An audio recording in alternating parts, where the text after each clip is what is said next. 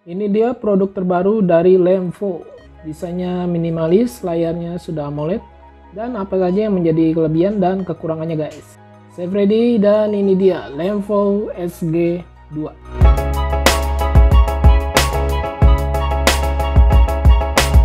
Kita lihat untuk packagingnya, ini warna putih, mirip S20 yang kemarin pernah saya review ya. Cuma yang ini boxnya lebih besar. Di dalam kemasan terdapat satu pasang strap warna hitam.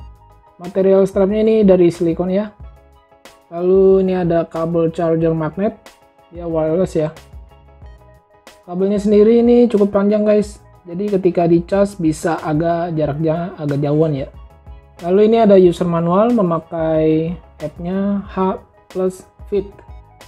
Nanti kita coba pairing dan cari tahu apa kelebihan dari app ini guys. Oke, ini dia SG2 Smartwatch. Layarnya ini sudah AMOLED ketika dilihat. Kalau dari dalam keadaan off gini ya, layarnya agak kebiru-biruan. Saya pasang strapnya dulu. Ini saya pilih yang warna hitam guys. Smartwatch ini juga nggak banyak sih, ada 3 pilihan warna. Untuk beratnya sendiri cukup ringan menurut saya, hanya 49,3 gram. Untuk di bagian dialnya ini terlihat kecil ya guys.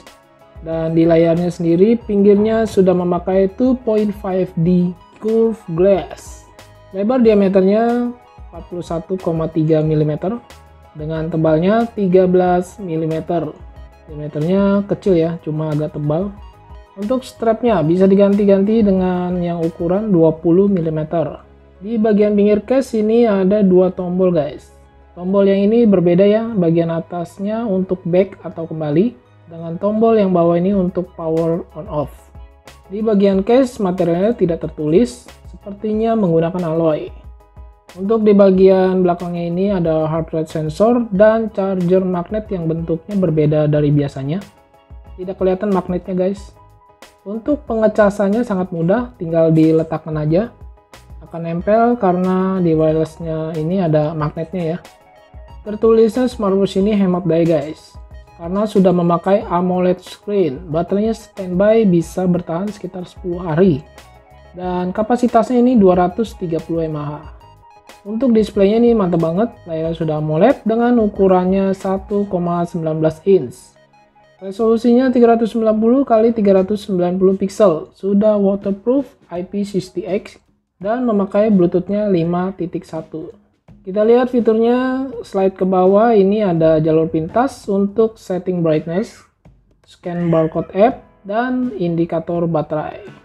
Kita slide ke atas ada waiter, slide ke kanan ada notice, notifikasi.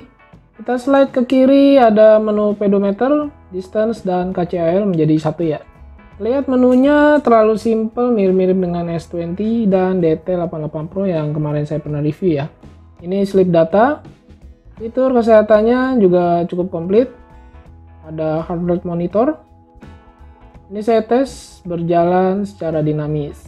Ini blood pressure, blood oxygen, dan ini adalah ECG. Lalu kita lihat di menu sportnya ini keren. Dialnya bentuknya bulat ya, mirip dengan DT88 Pro juga. Ini saya tes untuk fitur exercise-nya. Kemudian dari layarnya ini ketika redup kita bisa sentuh untuk menghidupkan layarnya kembali ya guys. Soalnya tidak ada setting untuk screen timeout-nya, harus melalui aplikasi. Ada music player. Ini tampilan menu setting. Di dalam menu settingnya ini ada countdown, stopwatch, find phone, remote kamera.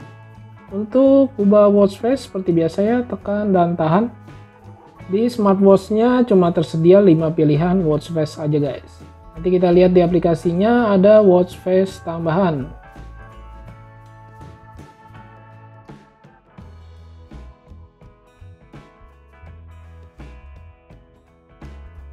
Oke, kita download aplikasinya, scan di user manualnya guys. Ini sudah saya download dan kita daftar dulu, masukkan nama pengguna, email, dan lanjutkan. Ya, tampilannya seperti ini guys. Kita pairing, tekan pojok kanan bawah ini, lalu pilih perangkat saya. Ya, ini sudah ketemu ya. Setelah terhubung, waktu akan tersinkron secara otomatis guys. Kita klik bagian atas ini, ada tampilan setting smartwatch. Kita aktifkan yang bagian atas ini guys untuk wake up gesture. Ini namanya aneh bener guys, saklar pemberitahuan. Di sini kita bisa aktifkan aplikasi yang akan terhubung ke smartwatch. Kita lihat di pengaturan lebih ini, ada setting alarm, waktu screen saver. Bagian ini kita bisa setting sampai 60 detik guys. Di tujuanku kita bisa setting target olahraga kita guys. Kita lihat di bagian logo jam ini, tersedia ada 6 tampilan watch face yang bisa kita pakai. Kebanyakan analog ya. Ini saya tes salah satunya. Di bagian ini cukup lama nih guys nunggunya, seperti sinkronisasi watch face smartwatch Lemvo LF26. Setelah selesai tampilannya seperti ini guys.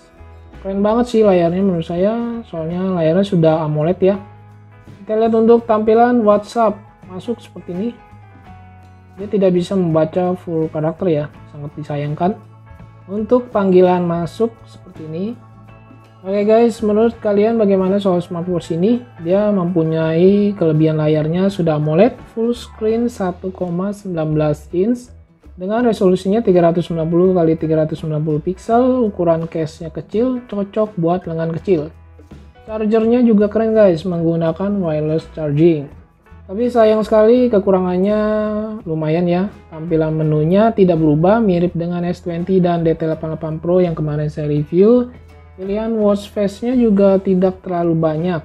Untuk notifikasi seperti WhatsApp dan pesan tidak bisa dibaca full karakter. Dan yang paling kurang baik, harganya nih agak sedikit mahal guys, sekitar 800 ribuan. Oke, semoga bisa membantu, bermanfaat, dan menjadi referensi buat kamu. Saya Freddy, thanks for watching, and see you next video.